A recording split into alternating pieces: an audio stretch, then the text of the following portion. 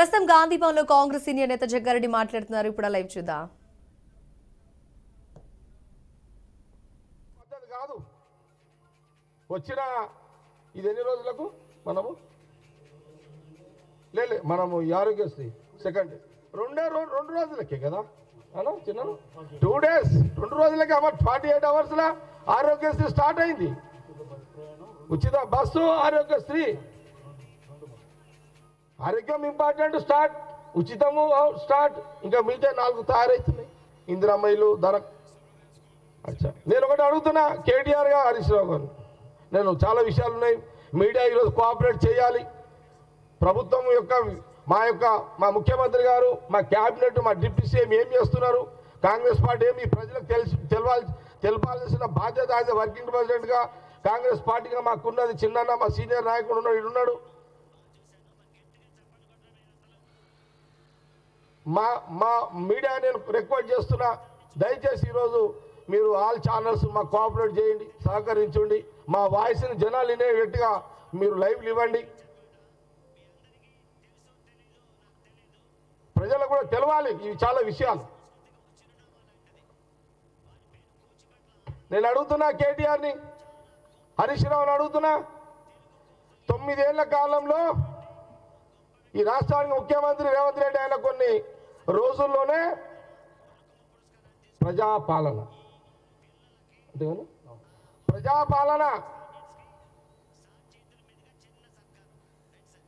అర్థం చేసుకోండి. ఇది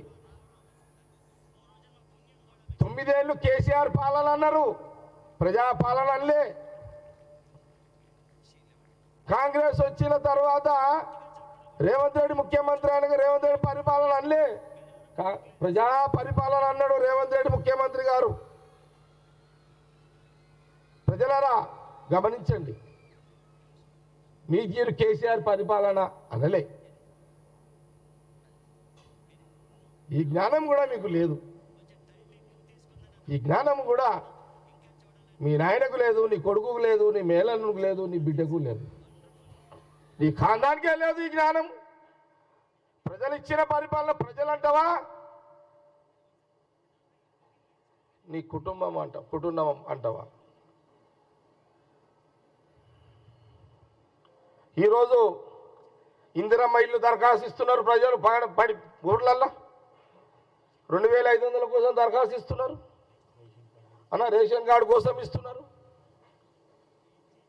ఇవన్నీ దరఖాస్తులు నడుస్తున్నాయి ఆల్రెడీ. రేపు 6th లాస్ట్, రేపు కాగానే మళ్ళీ ఎన్ని దరఖాస్తులు వచ్చినాయి, ఎట్లా చేయాలి, ఏందనేది అదంతా నడుస్తున్నది. ఆల్రెడీ సిస్టమ్ నడుస్తున్నది.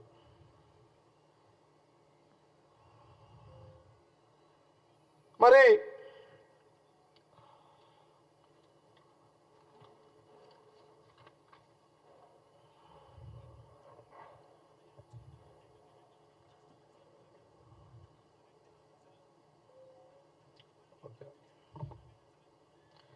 ఎవరి శాఖలలో వాళ్ళు చాలా బిజీగా ఉన్నారు. ఎప్పుడైనా సరే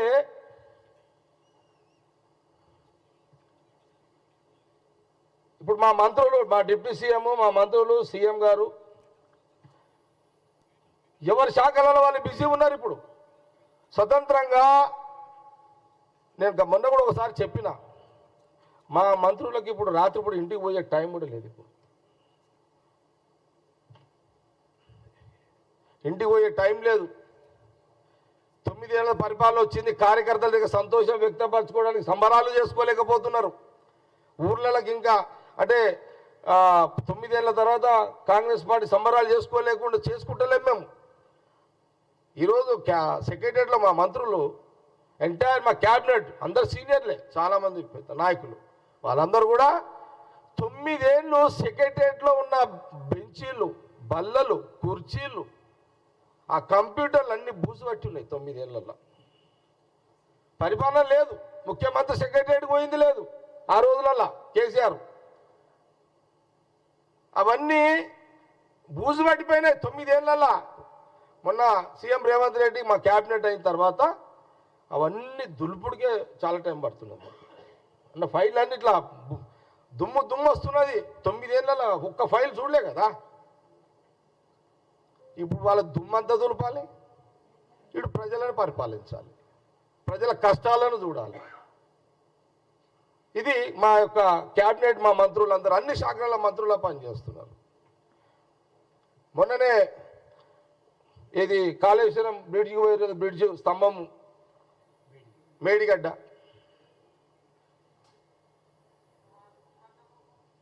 ఏం జరుగుతున్నది? ఏదైనా బ్రిడ్జ్ స్తంభం వంగిపోవడం ఉన్నదా ఎడన్నా? ఇది పిల్లల పరిష్కారం అయ్యే కథ ప్రాజెక్ట్ అన్నా ఏం మజాకా ఏంది ఇదంతా? ఎవరి పైసా, ఎవరి లెక్క, ఎవరి జాగీరు, ఎవరి జాగిరు?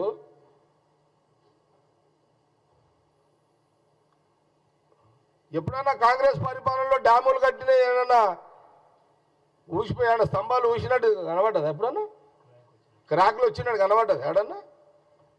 మొన్న ఉత్తమ్ కుమార్ రెడ్డి గారు ఇరిగేషన్ మినిస్టర్, పొన్నం ప్రభాకర్ గారు, శ్రీధరబాబు గారు, పొన్నులేటి శ్రీనివాసరెడ్డి గారు, జీవన్ రెడ్డి గారు, కోమటిరెడ్డి వెంకటరెడ్డి గారు, ఎంటైర్ క్యాబినెట్ పోయింది మొత్తం. ఇదంతా ఒక సిస్టమ్ నడుస్తున్నది మొత్తం. అన్నీ కూడా చెక్ చేస్తున్నారు అంతా. ఇప్పుడు రైతులకు రుణమాఫీది కూడా వీళ్ళు మాట్లాడతారు.